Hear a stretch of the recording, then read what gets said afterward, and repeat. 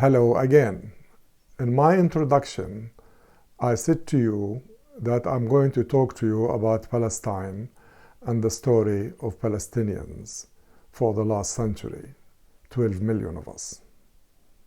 Here goes. It started in 1897 when the Zionists convened their first conference in Bâle in Switzerland and decided on Palestine as the homeland for the Jews. The Jews in Palestine at that time were only 3% of the population. 88% of the population were Muslim Palestinians and 9% were Christian Palestinians. Yet, the Zionist movement decided this is the land they want for their state. Why? Because they said God promised them that land. Nothing of the sort.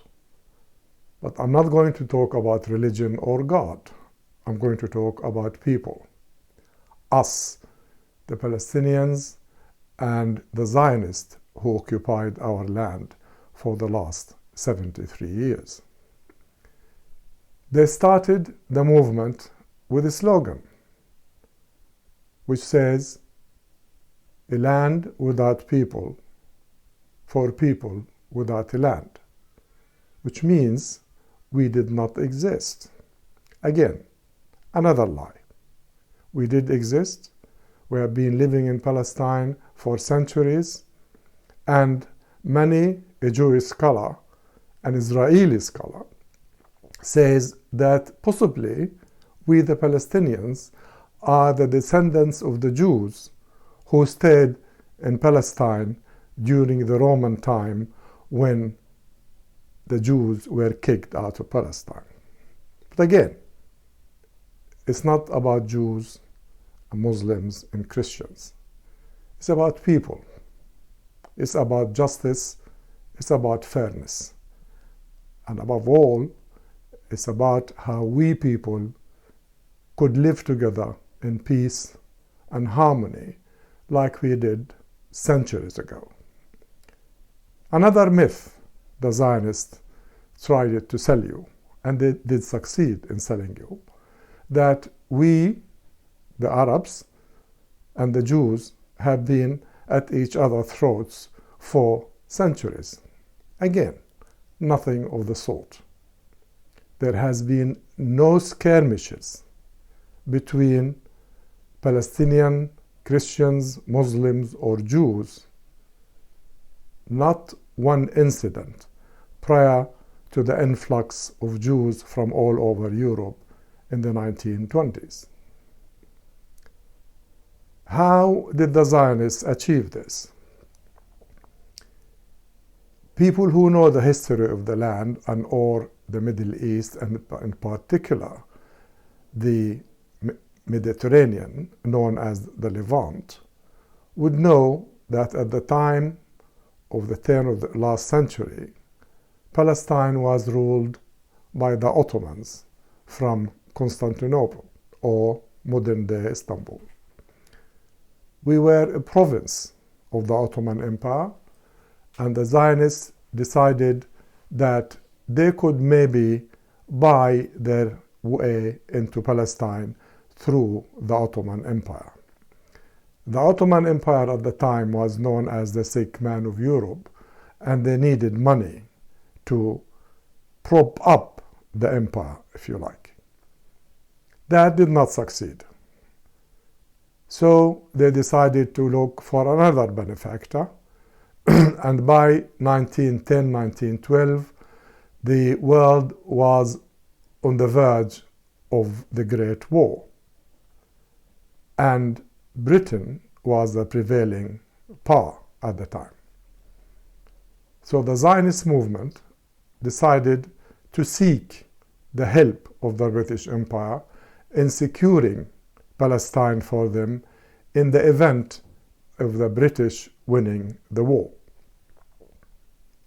The war started in 1914 The British were looking for allies in the area, and they found an ally in the person of Sharif Hussein of Mecca, who promised them that he will put the Arab and Muslim armies on the side of the allies against his Muslim brothers, the Ottomans. He promised them that because foolishly he thought that Britain, upon winning the war, will give the Arabs and the Muslims their lands back and their independence. The British, as per usual, were having a parallel conversation with the Zionists, and during which they promised them a homeland in Palestine. Not only that, the British and their allies, the French, were already dividing the cake between them. They were dividing the Middle East into their spheres of influence and according to their requirements and interests. So not only did the British promise the Jews a homeland in Palestine and Sharif Hussein of Mecca independence and his lands back from the Turks, but they were conspiring with their partners, the French, to divide the Middle East into their spheres of influence. That was in 1916, and it is known as the Sykes-Picot Agreement. All this is documented and can be very easily checked.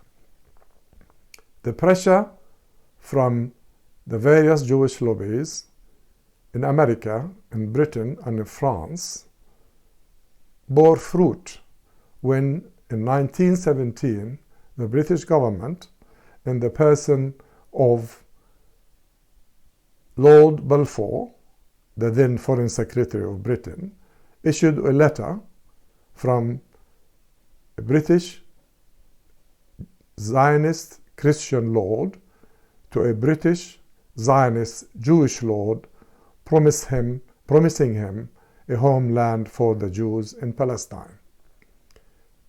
This shameful document was known as the Balfour Declaration. I'd like you just to keep in mind that in 1917, exactly the 2nd of November 1917, when this declaration was issued, Britain was not even mandated to run Palestine yet. Yet they have the goal and the audacity to promise our land to other people. One Jewish Israeli historian described the Balfour Declaration as such. It is both illegal and immoral. So it was, and we are still paying the price until today. Thank you for listening. Until next time, bless you.